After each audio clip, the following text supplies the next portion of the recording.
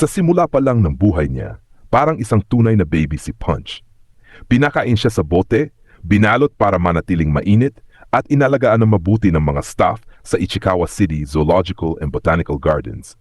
Dahil hindi siya pinalaki ng kanyang tunay na ina, todo effort ang mga caretaker para maramdaman niya ang pag-aruga at pagmamahal na kailangan niya habang siya'y lumalaki.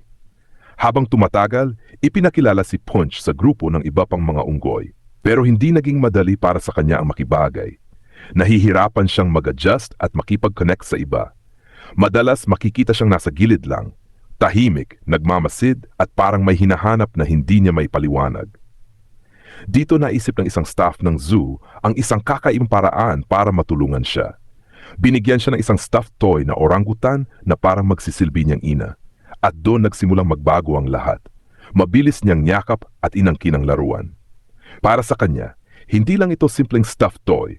Ito ang naging simbolo ng comfort, seguridad, at pagmamahal na matagal niyang hinahanap. Simula noon, halos hindi na niya ito hinihiwalayan. Kayakap niya itong matulog, kasama niya habang nagpapahinga, at madalas niya itong tinititigan habang tahimik lang siyang nakaupo.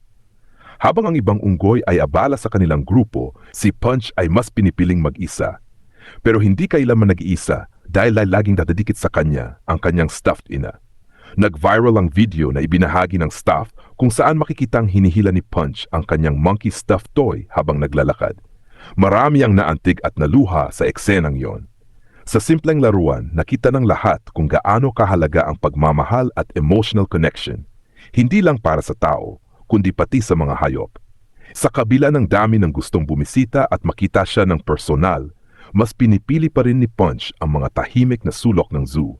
Mas komportable siya sa kalmadong kapaligiran, malayo sa ingay, basta kasama niya ang kanyang pinakamamahal na stuffed toy.